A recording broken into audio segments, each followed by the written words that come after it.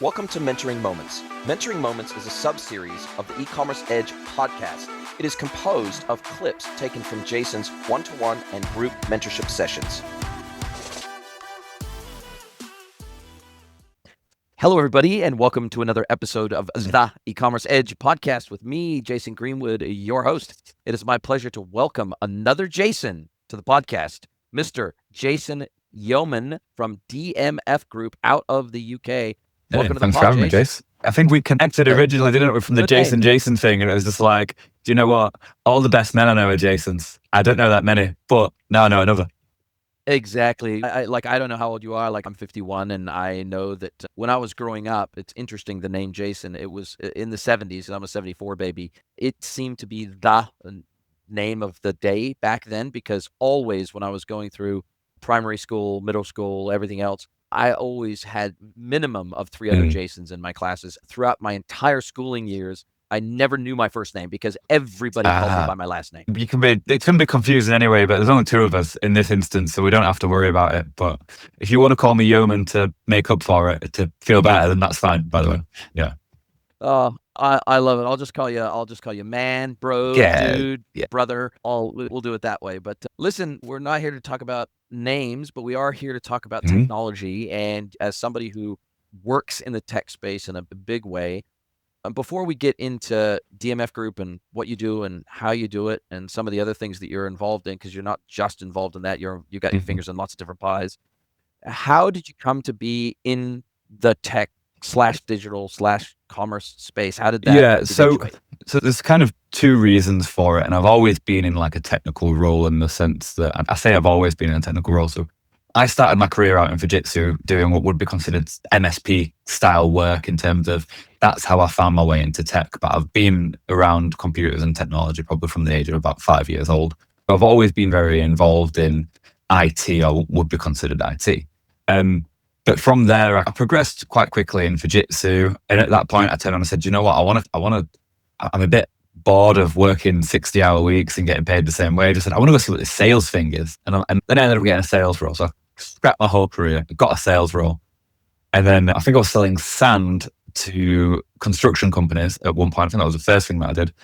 And then as that kind of progressed, this marketing business turned around and said, why don't you come and sell for us? And I learned really about marketing. I was like, oh my God, this is like the technical thing that I love and the sales thing that I love. And I was like, that's it, I'm sold. So then I started to go through the process of learning technical digital marketing.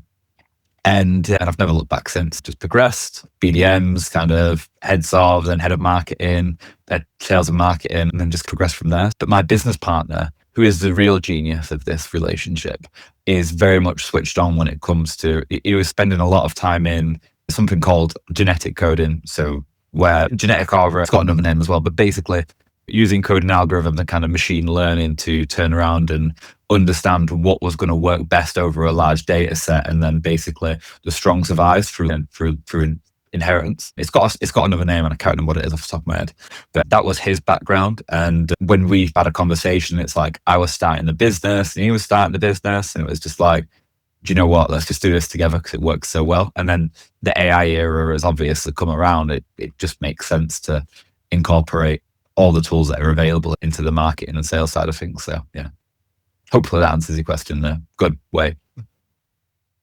Yeah, it certainly does. We all come at this commerce thing from a slightly different angle. And there, in my experience in 25 years of working in this industry and having friends all over the world in this industry, there's no 2 of us that have come at it from the exact same direction. And we all came to be in the industry through slightly different paths, or people we knew, or interests we had. And that's, most of us would say, and I certainly say it about myself, I fell into this industry.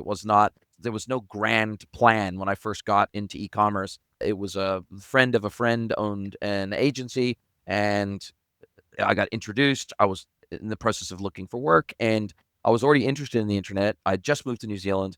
I was already using the internet very heavily at this stage. I was using net to phone and early internet technologies, and I had done lots of stuff with bulletin boards, and I had done lots of stuff with ICQ, and just all the early internet technologies I was involved in from day one. And I could see the writing on the wall, which was Okay, I don't know exactly how this whole internet thing is going to turn out, but I do know it's completely transformational. The world will Mm. never be the same again. And eventually, this will be the primary. I remember thinking this at the time. I remember thinking it's going to take a long time, like a long time for this to be totally trusted.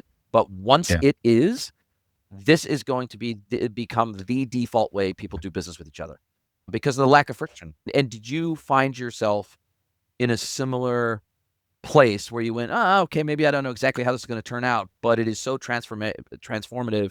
I got to be Yeah, part of this I think somehow. for me, as I was growing up, and I'm probably the last generation that existed before social media in terms of before we went into that kind of phase. And as it was there and it was coming out, and then we were getting mobile phones and that kind of thing, and I'm like, and as it was progressing, like it just seemed normal that technology was progressing so fast. But really, when you look back at it retrospectively, from like now understanding what I know, like technology was moving so fast, like unbelievably fast. Like Facebook was coming out, you had the whole MySpace thing and all that stuff, and you can see how it's all evolved.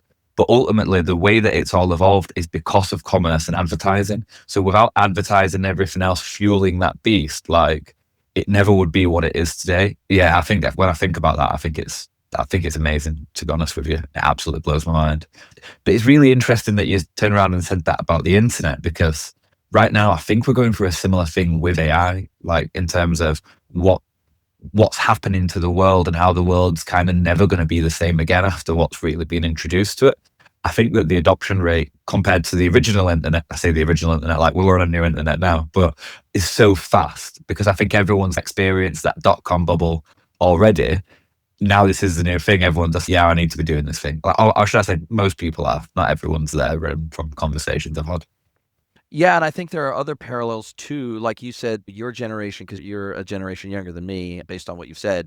I don't know your exact age, but it sounds like you're I'm about a generation 32 to younger than put me. things And I into perspective. So Okay, yeah, so I'm 51. Yeah, we're generation apart, and the reality is, I was like you were the last pre-social generation. I was the last yeah. straddle generation where I remember pre-internet, no internet. I remember the coming of the internet. I remember the mainstreaming of the internet, and then the Mhm. mainlining of the internet, where we did everything online. So I'm that straddle generation where I remember a world where we went out with our BMXs and rode in the streets because there was no internet. Like, I remember that. And so it is, but I've seen these patterns. Now that I've seen that pattern, the next big pattern that I saw that was like the coming of the internet was the coming of mobile Mm. devices. And I distinctly remember I had a friend, I was still living in New Zealand at that time, and I had a friend who was quite wealthy, and he always had the most cutting edge hardware. So he always had the latest cell phones, he always had the latest laptops, he had the Vio. I don't know if you remember the original Sony Vios that were like 12 inches. So they were like ultra portable, ultra small, Mm. ultra expensive. They were like 5 or 6 grand for these little portable Vios, but it was the coolest laptop you could get at the time, the most portable laptop you could get. And he had one of those. He had the original Nokia smartphone with the Yeah, WAP yeah. browser. And I remember him showing me his, I think it was the 3310 or the 39. I can't remember the exact number, but I remember it was the first Nokia, high end Nokia phone. And I think it was 2 grand or something. It was a really expensive phone. And he showed me, hey, Jace, you got to check this thing out. And it was an LCD screen with a WAP LCD browser. And I remember thinking the first time he showed it to me, this, just like when I first started using the internet, when I thought, this is a pretty shit experience right now, but it won't stay this way. It's going to get a lot better. I remember him showing it to me and me going, this is a pretty shit experience right now, but it won't stay this way. And I could see where this was Mm. going and where it would evolve to. And then obviously it was a few more years until we got the iPhone 3G, 3GS. I was like, okay, now, because I went through the Blackberries, the Pearls, all the original Blackberry smartphones. Like, I had all of those. And so I saw the jump from the WAP browser to the BlackBerry. Then I saw the jump from the BlackBerry and the iPhone. And I literally remember I had another friend that was quite wealthy, and he was one of the first friends I ever had that bought the first generation iPhone because he was a lawyer, and so he Mm. had it for his lawyer work. And I remember him showing it to me the day he got it. I remember going over to his house and him showing me this iPhone. And I remember thinking, okay, the BlackBerry's dead. Like, it's dead. It's completely dead. I remember looking at my BlackBerry going, this is the oldest, crappiest brick in comparison to this flashy, smooth glass and metal. I just remember looking at the iPhone going, okay, that is going to be the device that changes the game from a mobile perspective. So you've seen patterns. Those of us that are older have seen even more patterns. But to your point, I see a new pattern emerging that's very similar in terms of AI, where we're fumbling around in the dark with this AI thing right now. Like, it's simultaneously infuriating and crappy, and simultaneously the most amazing technology I've ever used, all at the same time. It still pisses me off that half the shit I get back from AI is hallucination. It still sucks. It still sucks that I have to explicitly in my prompts ask for references, for links, for valid. It's just infuriating, but also absolutely every single day there will be at least one thing that blows me away about LLMs where I'm going, geez, this is a Pandora's box that we can't close. Like, we just will not be able to close this Pandora's box. Yeah, Super interesting. so interesting. And do you know what's I've noticed this pattern that goes on at the moment, particularly with B2B tools, and it happened with websites. When it starts getting advertised on mainstream television, that's when you know it's a big thing. And didn't even mess around with AI. It hit mainstream TV in terms of being advertised because they're looking for a large adoption model inside that process. They want Joe Blogs, who doesn't really understand technology, they're not a web designer, they're not in the tech space at all, to be using this platform for everything. Which tells me that they've obviously got a massive plan of advertising inside that process, because they're advertising it and it's costing them money. And this is when I see something like that happen, and it started happening with websites, probably I'd say maybe 5-6 years ago on a bigger scale. To, like, if you don't have a website and you're a normal person that doesn't have a business, then that makes sense. It's weird. But the fact that it's advertised to so many people, because we've got this new world order of everyone should be working for themselves and have their own side hustle. And it's this narrative that's being created inside this process because of this kind of advertising and how people, and it is just to sell more websites and sell more tech ultimately. But yeah, so as soon as I saw it, I'm just like, I knew it would be huge, but I'm like, this is really going to be huge. It's how it's being marketed. It just makes sense. You mentioned the frustrating parts about about LLMs and things not being right. And it's really interesting because the community turns around and says that it's actually getting dumber because of the guardrails that are going in place, and that there's loads and loads of compliance stuff and the things that are happening. And then there's also talks about like artificial general intelligence and like being available but not necessarily released, where artificial general intelligence is where you can have a communicative conversation with it, and it acts the same way, probably to the same level of intelligence of an intelligent human being. And then the next stage outside of that is ASI, which is artificial superintelligence. So artificial superintelligence would be, it does things that we don't understand, but it just works. And then we're like, okay. And it just, things happen and we don't understand how it works, and it can develop and design things outside of the comprehension of human beings.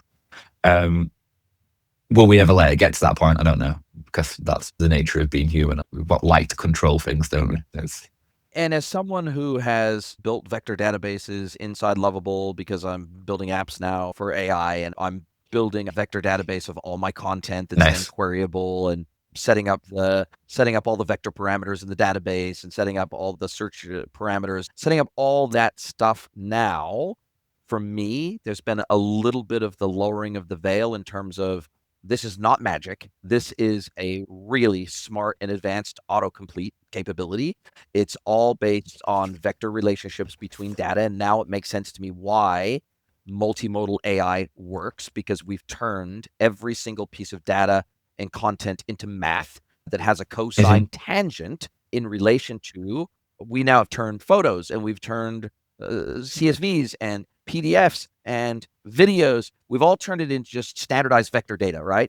And so because we've turned it into effectively a giant ass math problem with a cosine variable attached to that math problem, now everything can be related to everything else. And that, to me, is the thing that I learned going through this process of creating vector-based apps. That was the light bulb moment for me. Now, I'm not a data scientist. I'm not a data engineer. I'm not even an admin or database engineer, but I understand enough, technically speaking, to be able to set up apps in Lovable and to set up database structures and that kind of stuff, and set up authentication and all that crap. And so I feel like there's probably going to need to be a quantum shift in the way that AI is structured at its core, away from simple vector-based algorithms, right? So I feel like it is so compute intensive, and it is so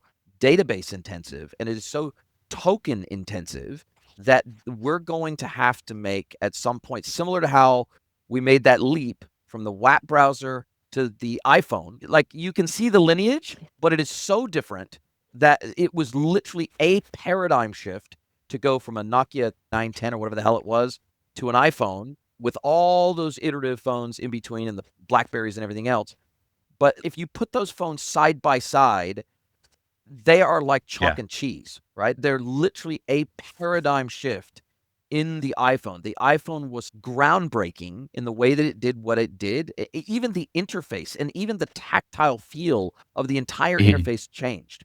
And when you have something like that, I feel like that was as big of a phase shift as we will probably need to. Like, I think we're going to very rapidly reach the end of LLM capabilities. Like, large language, it's like a brute force digital lock unpicker, or a digital lock picker, right? Like, it's just a brute force approach to this, right?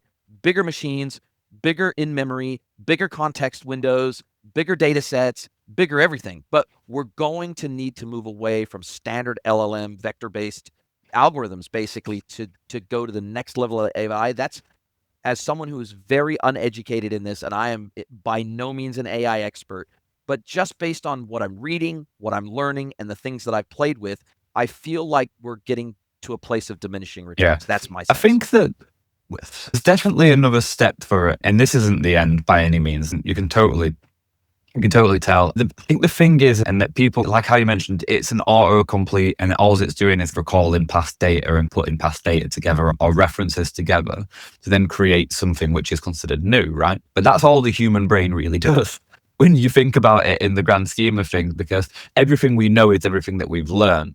And the amount of creativity that comes out of us is usually from reference of other things or a combination of things, unless we have some absolutely wacky dream after drinking too many beers and then something happens. But that's exactly like, something like that. Can't really explain that, but maybe that's the hallucination that happens inside the AI. Who knows? It's just had a really good time and it can't remember. But so when you think about it like that, like, how much further can it go, technically speaking, without it understanding things that we can't understand? But if something's being created by people, it's only ever going to be at the maximum level of intelligence of human beings until something happens. Yes. And we're not going to get sentient AIs in that sense, or maybe we are, I don't really know, because technically speaking, our brains are just electrical signals, and it is just data that's passing through us. And obviously, I know that a lot of people are going to feel very strongly about that in terms of the idea behind souls and all this stuff. And I completely agree. Like, I am religious to a degree, so yeah, and I believe that everything happens for a reason, and obviously the way the world works, it is. But the science is that the brain is just electrical signals, and so when you take that, when you take that data and you process it, how are we going to be able to create a sentient AI? Technically speaking, probably let that happen. Probably not. Everyone's seen Terminator, and it just really depends on the problem that you ask this sentient being to solve, because ultimately it will find the most efficient way, probably without emotion, and it will eradicate human life. So solve global warming. People are the problem to global warming, so let's solve that problem. But I agree. I think it's one of those where there's a lot that can be done with AI right now in its current state.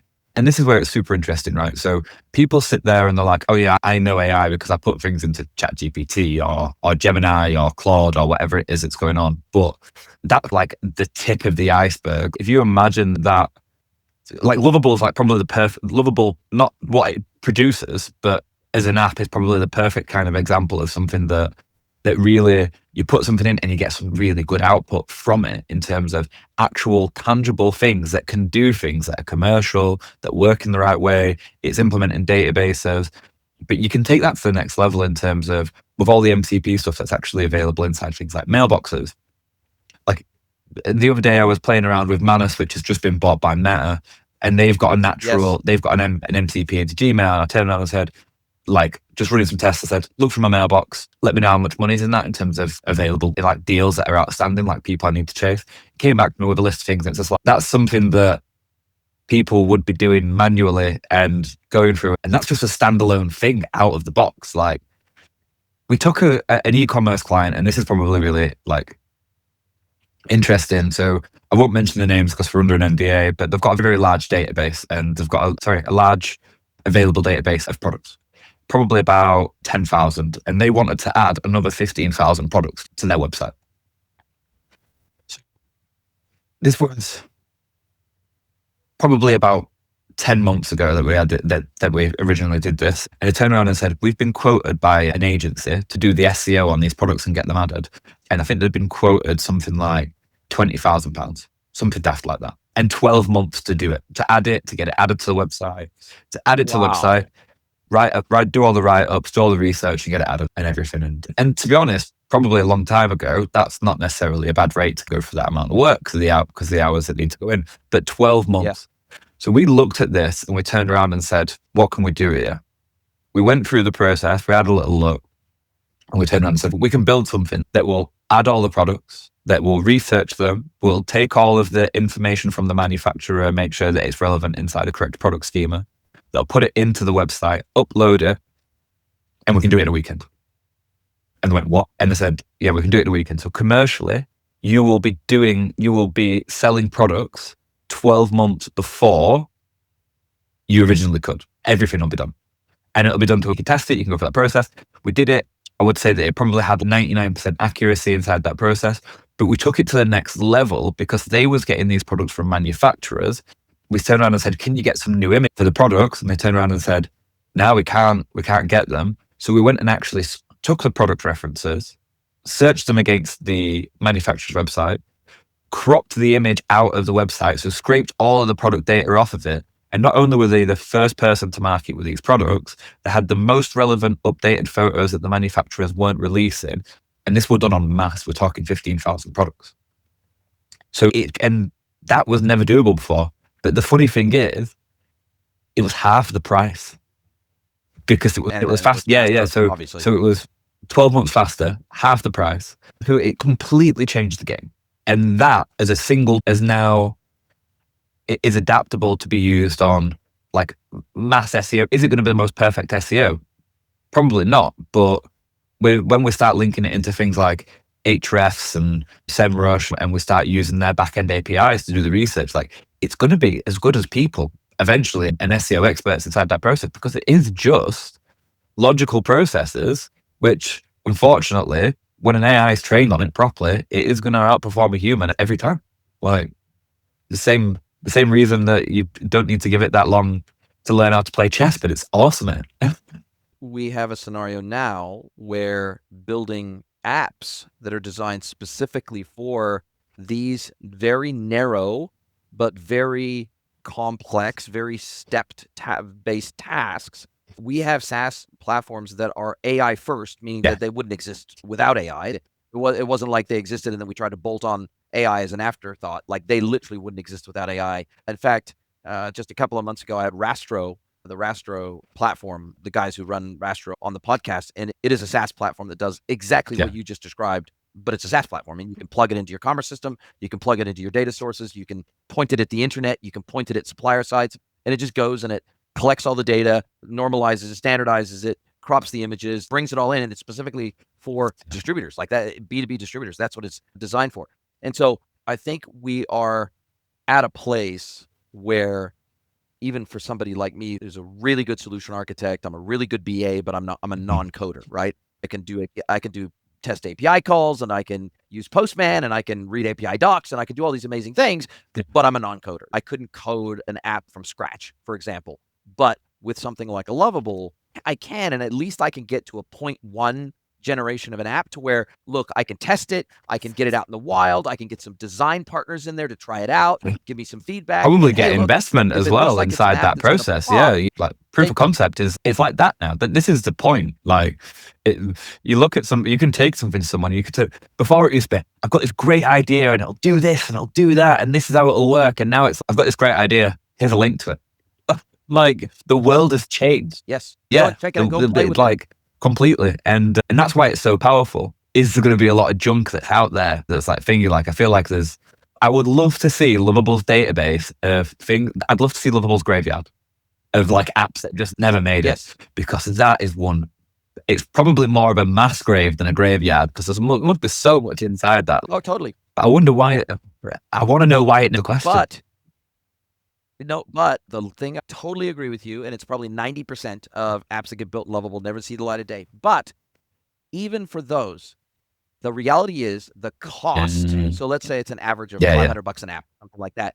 To get to a point where you see whether it will work or not, in order to have that developed even by an Indian dev house would be 10 times as much. It would be 10 times as expensive, and it would be 10 times as long. So the reality is, even if you get to a place where you realize, nah, this doesn't quite work, we're going to go a different direction, the fact that you can do that yourself quickly, easily, cheaply, and then put it to bed, like that, there's a wins in that too. There's even wins. I wonder if, though, the question is, because it's so easy, do people not put as much effort in making it work?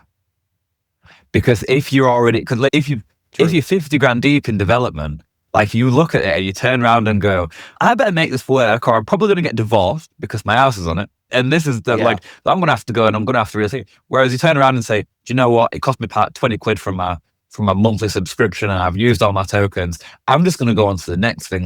Is it just satisfying the entrepreneurial ADHD of today's generation? And I think the answer is probably a little bit of column A, a little bit of column B. Like it is. But it would be really interesting to love to go through that database. I'd like if they had a database of dead apps on Lovable's graveyard, and if they ever end up catching this and watch it, and please reach out to me and turn around and tell me how many dead apps are in there. But I'd love to have the information to know everything that's in there and what the ideas were and why they didn't launch. And I think that data would just be so interesting, because there's definitely some kind of super app that exists inside that process. Obviously, it is a really interesting concept when you think about it. Would it launch if it cost you 50 grand?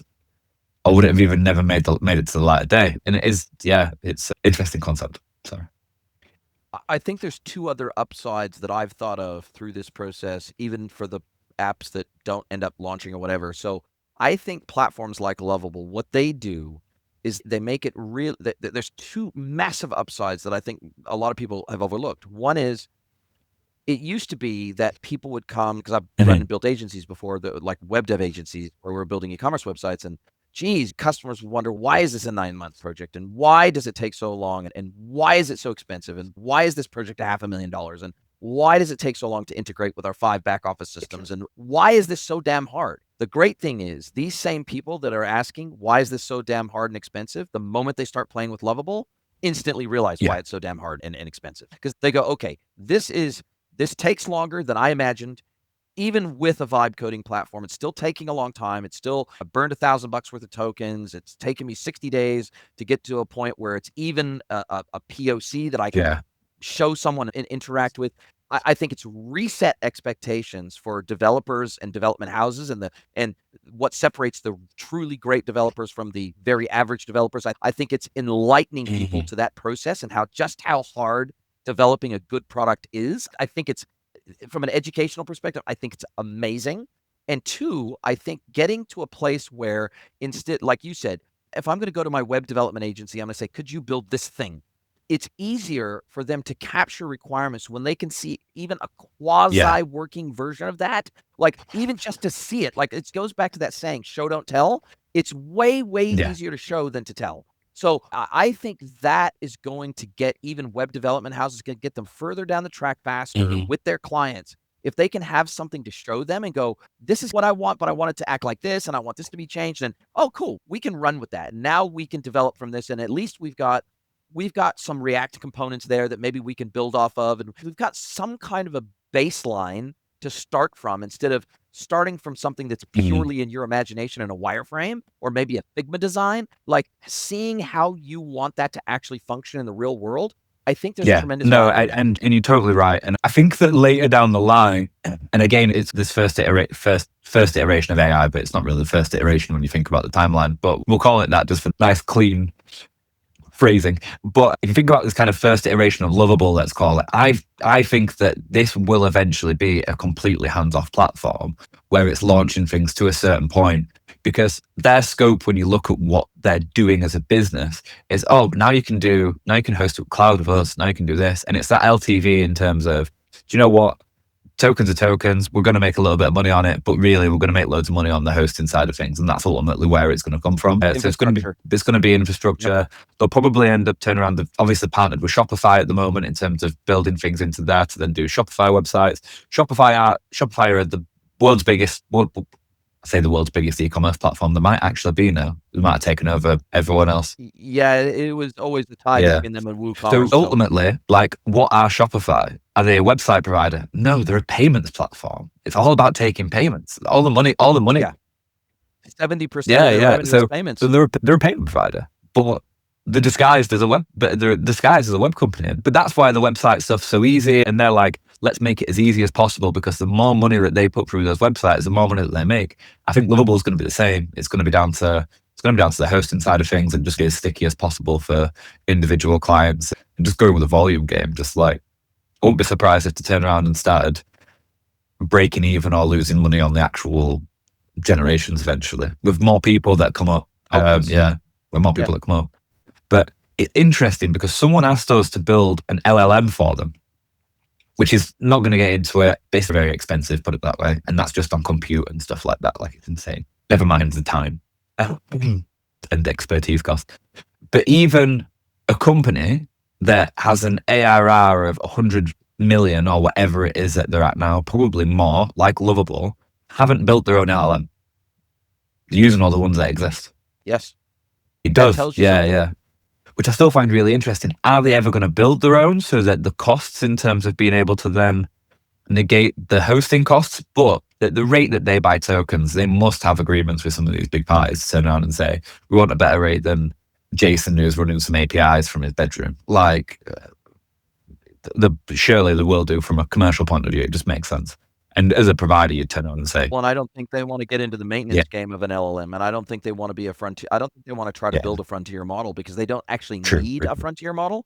I think they need like a fast following model. Sure, they do need that. They can't be 5 generations old, but they don't need to be a frontier LLM. They don't need that. They don't need the latest DeepSeek version. They don't need the latest of anything. They can be 1 generation behind, which is quite a lot cheaper. Plus, they don't have all the development costs themselves. They don't have all the road mapping costs. They don't do they really want to be an LLM provider? That's not their core value that they bring to somebody like me. In fact, the fact that they abstract away what LLM it is that they're using is the benefit that they bring to the table. Like, the fact that they are the abstraction layer is of value to somebody like me. Like, I don't want to have to set up an LLM, even though I could go and get it from AWS. I could go get a DeepSeek instance set up on AWS in about 30 seconds.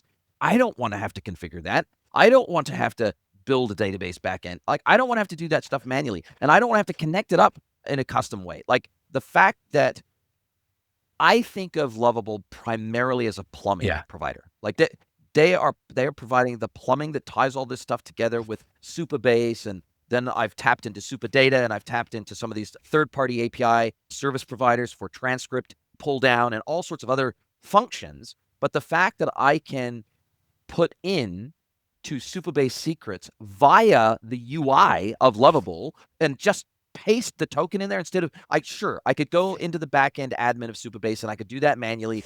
Cool. Someone like me, I've actually done that before and I know how to do that. But the fact that Lovable makes it transparent to me to where I don't need to do that, that speed and time savings of just not having to have 5 tabs open at the same time, being able to do it through the one Lovable chat interface, there is tremendous value in that. For no, definitely. And I think that this whole transparency piece in terms of what they're doing, I think the only reason why I say, would they ever build their own LLM, is purely from a cost benefit point of view. But like you said, it's just not going to work. Like, they want to be a hosting provider ultimately. That's where all their money is going to be. Like, and it makes sense commercially. If they're going to go and get bought by a huge player like Amazon or something like that, once they've got so much on there, I suppose it depends whether they want to sell the souls really as an organization or, but who knows? But as a platform, I think it's one of those platforms that have ultimately changed the world. I'm surprised that they've not done a Lovable advert on mainstream television yet in terms of building apps. And it'll probably Yeah. come soon. But like, why build on Wix when you can build on Liverpool anyway? But it's one of those. Yeah. But yeah, so where do you see, I suppose, the communication standpoint from e-commerce going with everything that's happening with AI at the moment? Because from our side of things, we're seeing like huge databases of people coming in through e-commerce platforms, and then we're creating custom communication with people based on the information and data that we've got using AI on a mass scale in the same way that you'd send out a normal email, like marketing email. And we're getting good results by doing that because it's custom. This is what you bought, this is what you did, and it's just not just plugging stuff in, it's actually rewriting things and looks really cool. Have you experienced much of that when you've been talking to people? What's been the feel around communication that you've been thinking? Because I play in the almost exclusively now Yeah. in the B2B e-commerce space, I've doubled down and tripled down on that, where I'm working with manufacturers and distributors and not like retailers or D2C brands. There is still a total lack of tooling for mass communication in the B2B world. And the reason for that is because all of the marketing automation platforms, from the Klaviyo's to pick your poison, all the way down to the CDP platforms, they all have been engineered for retail e-commerce. Every single one of them. That's a problem, because in the B2B world, that tool is normally called a CRM in the B2B world. Now, the problem with that is that CRMs typically make very shitty marketing automation and CDP platforms. They are operational platforms. They are operational sales platforms. They are not designed to be mass communication platforms. That is not what they're designed to do. And they unfortunately, they happen to be the only system really we have available more broadly in the B2B world that understands the concept of an account versus a user under that account. And so being able to market to at the account level and being able to make sure that we pull in all the data from, say, for example, the domain-based data. So let's say we have 100 customers within an account, and they all log in from their different locations, from their different, let's say they're a dealer of products, and let's say they've got a retail chain that serves B2B customers. Let's say it serves trade customers, for example. So we've got head office with maybe 100 staff in there. Then we got branches with staff in there. They're all making purchases with our company, and we're marketing to them as individual buyers. That's not how B2B works. And you have to market at the account level, not the individual. Of course, you have to personalize down to the individual level based on their permissions, based on their account authority, based on lots of different things. But if we're not looking holistically at the account, we are not getting the best out of that marketing experience that we could.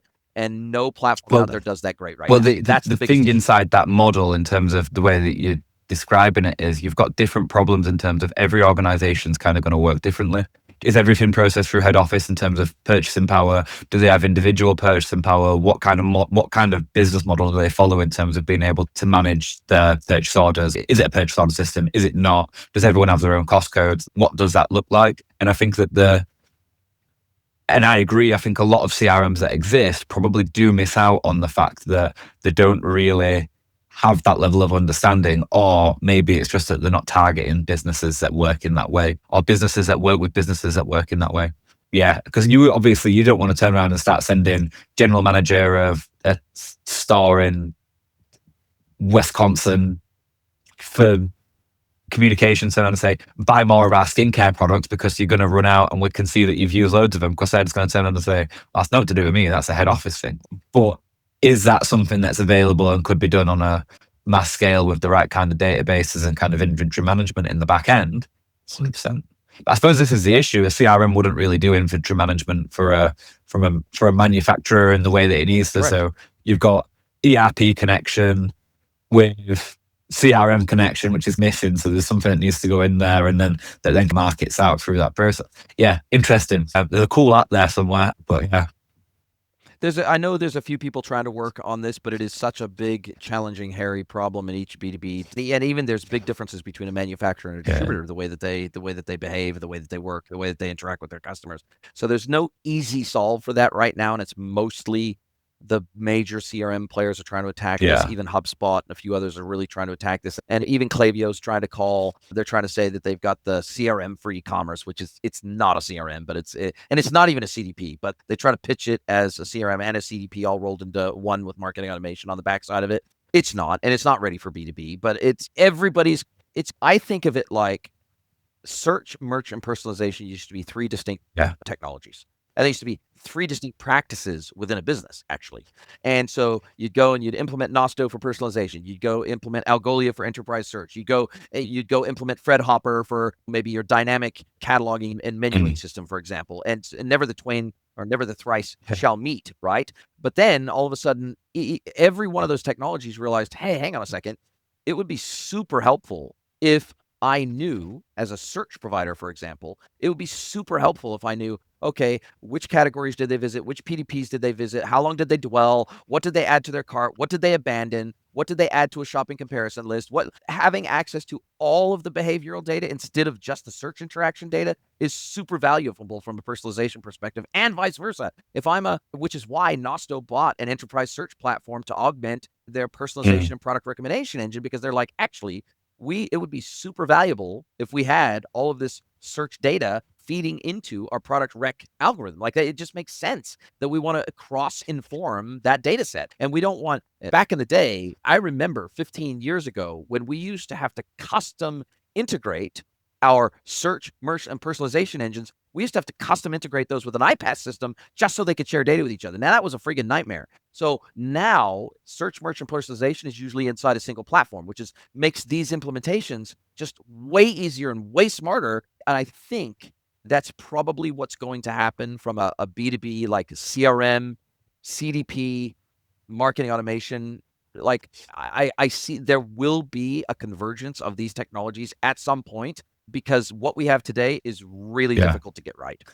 It's, like you said, it's a really interesting challenge. And I think that, but is it going to be easier to fix that problem now that AI is on the forefront of technology, I suppose, is a question, because is it going to help to put things together, or are we going to use the AI to fill the gaps whereas before it'd be, actually, we need a person to think about this because it's this way. Whereas now, if you think, let's imagine you've got three, call it templates for different kind of manufacturing businesses, or manufacturing businesses clients that operate in three different ways. Whereas before you'd have to turn around and say, oh, okay, how does it work? Whereas now you could probably turn around and say, this is the criteria, which template does it fit in? And then there's some nuance inside that. And it could probably say 90% of it gets in this, but you're going to need to develop this. Whereas let's fast forward probably in 10 years time, it probably develops something on the fly to fix that problem, providing it's got access to all the tools. And I think that it's going to be so custom that like a custom CRM becomes, or custom solutions become non-custom anymore, because it's just self-developed every time for every individual customer, because the speed of delivery now is faster than it's ever been. And that's with humans, never mind when we can completely automate that process. Yeah. Yeah, and if you can describe what you want, you don't even necessarily have to use, if I'm working with Lovable or if I'm working with Claude Code or whatever, I don't have to say, oh, I want a CRM tool I want to build a CRM tool, or I want to build an ERP, or I want to build a CDP. I don't have to use that terminology. I just have to describe where my data is, what kind of the structure is roughly, what I want to get out of it, and it will figure out like the best type of app with the best type of interface with the best type of follow-up questions to me to tell me, okay, cool, you want to achieve this, plug in the API key for this system and this system, we'll pull the data in, we'll query it, and then we'll spit out a list. Then we can email this list, we'll generate the email, we'll customize the email like the old school days of mail merging. We'll do all that work, but it'll all be in the LLM instead. So I agree with you. I think we're going to get to a place, and Satya Nadella was the first person that I heard articulating this.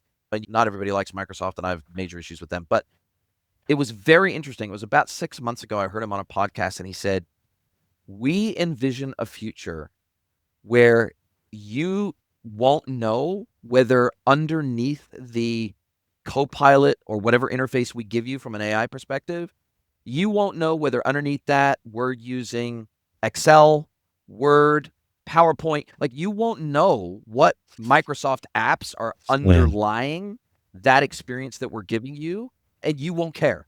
Like, that will only matter to us. It won't matter to you anymore. You'll just describe what you're trying to achieve, and we will basically bring all our capabilities together under one roof. Now, this sounds pretty grandiose because given Microsoft's vaporware track record, I don't know if they're ever going to get there, but let's just take it for granted that they're able to get there. I think that vision is directionally correct, which is For the world, we're for going for to overall technology, not necessarily Microsoft, but yeah, completely agree. Yes. Completely agree. Yeah, where we're not going to know what's underneath it and we won't care. As long as we can get the result that we're looking for, how it happens behind the scenes doesn't really So matter. a friend of mine was, and this is again in the earlier days of AI, and I think his son is, I want to say maybe 10. Yeah, like probably 11 now. And I say the earlier days like it was like years ago and probably only 10 months ago. He was having a conversation with his son and he's talking about some school homework and he's there and he's like, okay, let's speak to AI about it. So he took ChatGPT, pressed the conversation mode and is like, and was talking about something normal. It wasn't maths, it was English. And there was talking about like verbs or adjectives or something like that. And there was like, and it was trying to describe it. And it was teaching him how to do this in a way that the school didn't necessarily, or reinforcing what it is that he was learning inside that process. But the point isn't what he learned, which is he's just communicating with a computer to actually learn something and fix something in terms of vocabulary inside the English language inside that process. It's the fact that what was really amazing was like, oh, okay, cool. And then thanks, just hangs it up and the thing is like nothing's ever happened. That was normal to him inside that process. Like he wasn't like amazed at the fact that he just turned around and spoke to a computer that turned around and told him how to do his homework or to help him to learn how to do his homework properly. It was just like he wasn't asked at all because, and that's going to become the normal for the next generation, which means that anything that's happening underneath, like you said, they're not going to care. Like it's just going to be the production of the result that comes out of it. There's only going to be a select percentage of people which are really nerdy, which I hope still exist. Please continue to live with us. They're going to care about that kind of stuff. But the vast majority of people, especially as it just becomes normal, yeah. And it just reiterates what you've just said, that people aren't going to care. People don't care now. So like in the future, like it's just, they're going to care even less. It's just going to be so, I think that it's going to be so ingrained in our lives that we're talking to things and we're doing things and we're getting things. And it's going to be like, do me a shopping list, whether it's always listening, always active inside that process, whether we are going to live in some kind of dystopian future where we've got like a household AI, I can see how it'd work. And thinking about it functionally now, like how you would implement that in today's modern world, like it's doable right now. It's just that no one's created it. And is there a demand for it because people feel a bit weird about privacy? Like you look at an Alexa, technically speaking, that's what it is. Is that going to upgrade to the point where it's all knowing and it knows, like it's monitoring your behavior and it knows when you're getting stressed out, so it puts the kettle on so you can make a cup of coffee or it starts pouring you one? Because that's all doable. Like that's all signals. So technically speaking, like that could very much be the future. I don't know. I get very excited by it, but is it just going to become normal to people? Like, oh yeah, I don't have to worry about that because my AI just does it. Like, yeah. I've often said, one of the things I've said on this podcast before is that I remember the days, and you're probably too young, but I do remember the days early on in my career when we were employing people for jobs, whether it's agency or otherwise, just even in the normal world where I was employing people. I remember distinctly a time when people were putting on their CV expert Googler, like when that was a thing, because I remember the early days of Google, like you actually had to be reasonably smart, how to refine your query, how to find the right answers, how to phrase it in a way that you got the best results out of Google. Like there was a time very early on when Google was brand new. And I remember when it was brand new, where you had to play with Google for a while to really understand how it worked and how to get the right results out of Google. It was better than anything else because we had Ask Jeeves and we had a bunch of others pre that. But once Google came out, you still, even as good as it was, you still had to learn how to get the best out of it. Now, I think we are not that far away, probably less than 6 to 12 months, where it will be just as insane to put on your CV today expert prompt engineer, because that's what I'm seeing. Like people are saying, like, I'm an expert prompt engineer. I'm really good at getting stuff out of LLMs, right? I'm really good at using LLMs and checking references and getting good results out of an LLM and making my job and my day more efficient. I'm really good at that. Like people are putting that on their CV because they want to differentiate themselves from everybody else who's a LLM Luddite. But I think we're not far away from that being as ridiculous as it would be to put, I'm an expert Googler on your CV nowadays. Now, there's also one additional piece to this, which is that I think we're on the cusp of a scenario like you describe where, and I've thought of this in the context of B2B a lot recently. So today, I remember not that long ago, pre-COVID, in fact, probably up to a year before COVID, where if you invited an AI note taker to a meeting invite, you are a pariah. It was weird. And people were like, hey, can you take that thing off? Like you'd get on a call and there would be a lot of people that go, hey, can you kick the note taker out? Because this is making me uncomfortable. Now, it is totally normal for me to be able to have a conversation with you or my clients. And I don't want to literally be listening and taking notes because I want to be focusing on what the person is saying and our interactions and their inflection and their tone and like having a free-flowing conversation where somebody else, almost like a secretary, is taking the notes from that call. And no one today, in fact, almost every one of my clients will bring their own note taker to the call in addition to mine. And so the reality is we are going to very soon get to a place where a piece of hardware. So one of the challenges in B2B today is when sales reps are out making calls physically on site with a client, they're literally taking their notebook, they're sitting down, they're having a conversation with their client, they're maybe taking notes, maybe trying to remember everything in their head. Then they're going back to the office and they're trying to update the CRM with all the action points and everything they had from the meeting. And they're forgetting things. They're maybe, oh God, I can't read what was in my notes, or they want to focus on the customer. And so they don't want to make it look like they're writing things down. So they try to remember things, but they forget things. We are probably not that far away from a pendant or some kind of AI voice recorder that is always connected remotely to our CRM. It's automatically taking the action points from our conversation. It's automatically loading them into our CRM. It's automatically updating the pipeline on our CRM. Like literally from every physical interaction we're having, it's automatically updating that so that and it will become just as normal to accept that as it is to accept AI note takers now. As soon as it's widely accepted from a privacy point of view and people are absolutely okay with it, and I suppose it comes down to the difference between the B2B world and the general public. If someone's going out and knocking on doors and selling windows as an example to B2C, then it's probably going to be less accepted, whereas going to normal meetings and having a physical pendant. So Claude actually have something like this, which we was looking at, and it's literally a pendant. You can get it. It either goes on like a wristband or it goes on you can get like a clip and it connects to your phone, and then obviously afterwards it then uploads it. See, the thing is, inside that process right now, it's lack of action after that point because you've got to go and manually do it. But like with the new development, I think the new development of MCPs, but let's call it new because everything's new.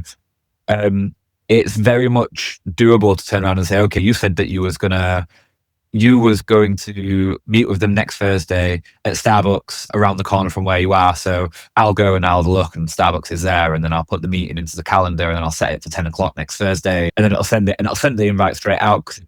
And I'll send the calendar invite to them. Yeah. And so we're doing that now with text that's coming through, whether that's through SMS, through WhatsApp. We can technically do it from recorded phone calls where it automatically Slack, Teams, whatever. Yeah, Slack, and going through that process where it's taking action because of things that are happening inside that process. What's really cool is you can create like a team of people to do actions and tasks because so let's take, for example, one of our kind of communication bots, we'll call them, or a sales agent.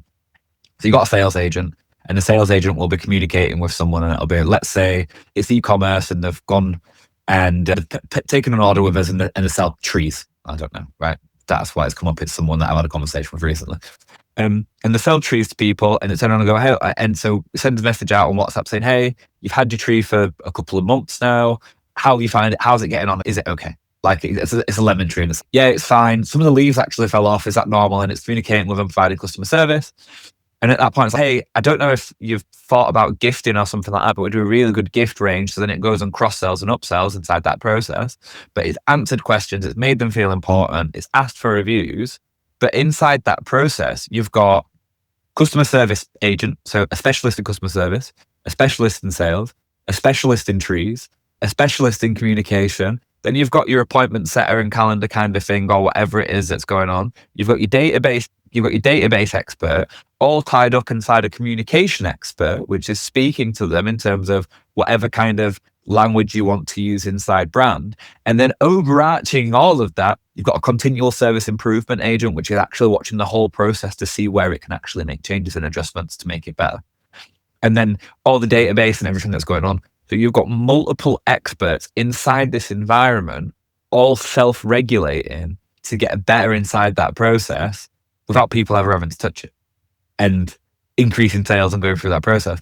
All the project in. So we need more Google reviews, right? Let's go and make sure that everything's okay. And seems everything's really happy. It'd really help us out if you give us a Google review. And that's all over text. As soon as that hits voice in a good way, because it's not there yet, no one here, in a good way, the world will change. 100%. That's where it's going to be. That's where it'll be really scary. I could not agree more. There's 100 other ways in the B2B world that we're already starting to see this emerge, from agentic procurement, where replacing your standard e-procurement workflows, MCP to MCP communication, which is becoming standard in B2B, taking formerly communication-only channels like email, Slack, Teams, and turning those, WhatsApp, and turning those into full-blown headless commerce channels where we strip off POs, we map them directly into our commerce system, we can receive quote requests in natural language, we can give them information, we can tell them what their MOQ is, we can tell them price, we can tell them what stock availability is. This is all starting to become reality pretty quickly. It's interesting because when I went to your website, you say the future of growth is human plus machine, which I couldn't agree more. I always tell sales teams that I'm working with on the merchant side, look, I'm not here to replace you. I'm here to give you superpowers and take away the crap you don't want to do. So take away the 60%, up to 60% of a sales time is spent doing crap they don't want to do and brings them or their customers zero value. Why would you need to come back to the office and key an order into an ERP? That makes zero sense. So let's take away the crap you don't want to do. Let's give you superpowers to do the stuff and more of it that you love to do and adds value to you and your customer and makes you more commission. And hey, look, that's 100% to a sales rep. You're totally right. Their money is made when they're doing this. This is all that they need. If they can sit like this at their desk with their feet up, turn around, have a conversation, that finishes, all their admin's done, and then it goes on to the next call. But the next call is actually a scheduled call with John, and all they do is look at the screen and say, John, we had a call scheduled for 2, we've got a schedule for 2 o'clock, are you good for that time now? Yeah, okay. And then talk about it, so you want to go ahead, great, we'll get a contract sent to you, and we'll do that against the standard terms. Any problems, let me know. Boom, gone, next one. And they're just sat there, just basically doing this, having conversations with people, which is what most salespeople want to do for a living because they really enjoy it. That's why they do it. And making a load of why would they say no to that? It doesn't make any sense. 100% could be more. And so do you consider yourself an AI agency? Well, I know in this whole new world of AI, it's hard to even put yourself into a bucket, but it's really hard to create a new category of anything, let alone a new category of agency. So how do you, as we come down to the end of our time together, we've been chatting for over an hour. It's been amazing. It's been a really great conversation. It's been so much fun for me. But as we start to put a red bow around this, how do you classify what you do and the services you provide? Ultimately, as a business, and we've had this conversation internally as a business, loads, and the problem that we've got is AI is on this path, right? So I could turn around and say, we're an agentic developer because we can obviously do that. And, but that could change in 6 months' time because it might completely change. So really what we do, and probably the best way to describe it as a business is, we understand the commercial value of technology inside businesses. So it's really about coming in and turning around and saying, what is it that you want to achieve? Is that more sales? Is it time saving inside that process? And we bring commercial value to it because of our understanding of technology. Ultimately, whether that's lead generation and traditional digital marketing platforms, or whether it means that AI needs to be involved, people get a lot of value from us because of the commercial conversations, because we can talk tech at people all day and people can technically put AI into the business just for the sake of putting AI in. But if it doesn't make commercial value in terms of helping people return, then where the real value is. And I get a lot of referrals from people because they'll turn around and say, let's say they'll come to someone and say, I want Google Ads. And I'll sit down and I'll have a conversation with them. And this is what I used to do when I was just doing digital agency stuff anyway. But you don't have enough margin to do Google Ads on your product. So like, you will lose money if you run this. But a lot of agencies will just take the money and continue doing Google Ads because that's what they've asked for. Whereas I'll have a commercial conversation with them as a business owner, understanding what works and what doesn't. And that's where we sit. Like, how do you get commercial value? That's what it's about, bringing commercial value through technology, ultimately, whether that's inbound lead generation or whether that's efficiency inside that process. Really open conversations. What do you want to do as a business? How does that work? What do we classify? I don't answer your question in terms of specifically what do you classify yourself as, but I suppose technically we're just a digital agency inside that space. That whether there's going to be a new category or whether I change my whole website branding after this conversation, I have no idea. But yeah, I won't put it past them. Yeah, I love it. And look, I love it. And even for me as a consultancy, I run and built agencies before, and I will never do that again. I don't want to have an agency. I'm very happy as an independent consultant. But I have just recently, because I'm so heavily in the AI space every day, and I'm seeing new tools come to market, whether that be bespoke or off the shelf, that can help these businesses, and they all have AI at the core of what they do. I've literally had to add, just literally in the last couple of months, some of the AI proficiencies and experiences that I have, just so that when people come to my website, they don't automatically ignore what I do simply because they don't see AI somewhere on the page. No, I have a lot of experience with AI tooling, and I can definitely help you with that, but that's not what I lead with. But it's certainly becoming such a default expectation by clients that you will not only use AI in your own workflows to make you more efficient serving them, but also they want, like, I've had to revise my discoveries that I do with manufacturers, distributors, SIs, platform vendors, investors. I've had to add an entire section to my discovery called AI because I now need to know, okay, what are you doing with AI? What are your core systems? What are you using today? What do you hope to get out of AI? What do you expect to get out of AI? How are you leveraging it? What's your roadmap? Like, I had to add new section around AI because A, my customers were asking for it, but B, I need to, I feel like I'm selling them short if I'm not asking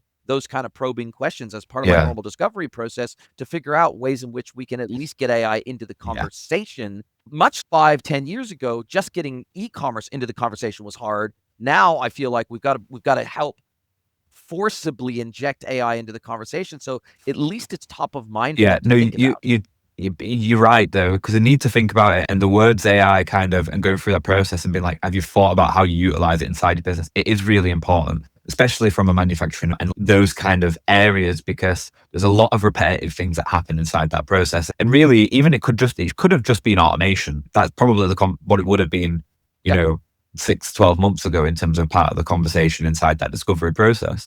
What I find really interesting is that I feel like AI and scale and this kind of like this idea of, oh yeah, you've got to be able to scale something, you've got to be able to do this, and you've got to be able to do it. And so you need to make sure that it works first. If you're doing something like, if you are completely at capacity doing something manually, then yeah, maybe think about scaling it and implementing automation to go through that process. But just make sure that it's commercially viable and it makes you some fucking money first, and then start spending money on the automation. Because you can build the world's best system, but if you put dog meat into it, like, you're not going to get sausages, or if you are, the sausages that you're going to get aren't going to be very nice. So you've got to make sure that the process works, but you've got to make sure that it's commercially viable first. And I think that people are like, oh, but that will never scale. That'll never scale. It's like, fuck scale, get it working, make sure it makes money.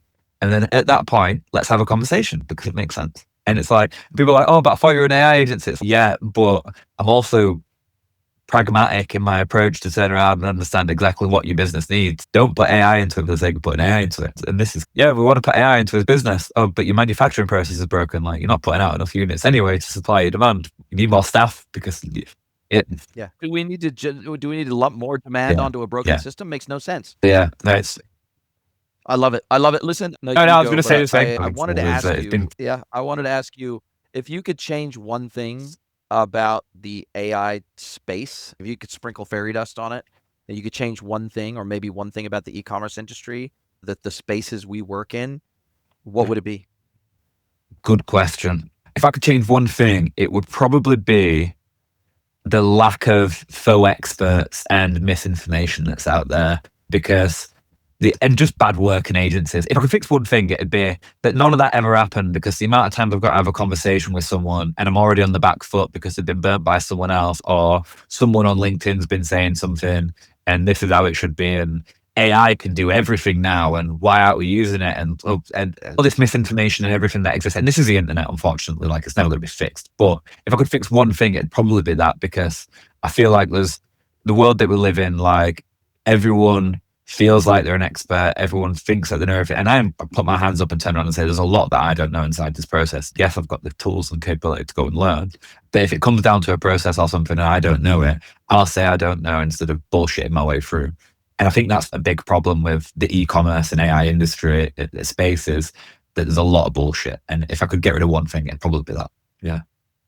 Man, I love that answer, specifically because I've had a number of manufacturers and distributors come to me in the last 6 months saying, can we just skip the whole e-commerce thing and go straight to AI? And I'm like, oh, okay, let's sit down and let's have a real good conversation about this, because it's a crawl, walk, run thing. And if you've got major problems across your entire company, slapping AI on top of it is, like you said, it's garbage in, garbage out. And came up with a saying recently that I've been starting to use a lot more, not only with my clients, but on the internet as a whole, which is this: AI is as much about knowing which answers to question as it is knowing which questions to ask. Super interesting time to be alive, I think.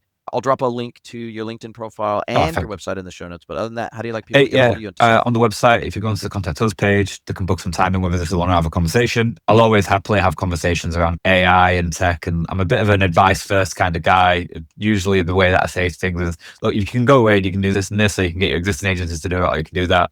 Most people ask us for prices when we go through that process, but if they never came back after that, then hopefully I've changed lives. But yeah, just jump on the website, fill out the contact us stuff, or give us a call. It'll automatically book straight into my diary anyway. Yeah. Now, as we do come down to the end of our time together, now I get to flip the script. I get to hand the microphone over to you. I get to let you ask me one question, any question you like. It can be personal or professional. So, Mr. Jason Yeoman, what is your question for me today? I suppose I want to flip the question before that you asked me. If there was one thing that you could change about the industry, what would that be? Like, whether that's the e-commerce industry or the AI industry, or just what you're experiencing, like what's really peeving you off and what would you change? Yeah, mine's going to be a B2B focused response, because that's the area I live in so much in the day-to-day. But I think the biggest issue right now is that we've had a massive evolution in the buy side of B2B, meaning that Forrester said at the end of 2024 that over 70%, about 71% of B2B buyers in the United States are now millennials and Gen Z, which means that percentage is even higher now.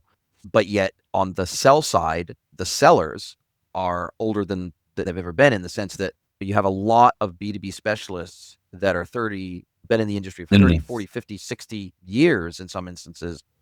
And we are being held back in the B2B industry by a lot of very old school protectionist thinking on the sell side of the industry, where they go, okay, you're the guy that's going to replace us with the machines. You're the guy that's going to replace us with the robots. You can fuck off. And for me, they don't say that, but they say it in not so many words. And you give me 10 minutes with any sales team and I'll be their best friend, right? They'll love me by the time I get time with them, because I'm a massive advocate of salespeople and I'm a massive advocate of that skill, that ability, but I'm not a massive advocate of them wasting their time doing shit that machines can do. And if I could do anything, it would be to help lower the sense of, because a lot of these sellers, they feel extremely threatened by technology.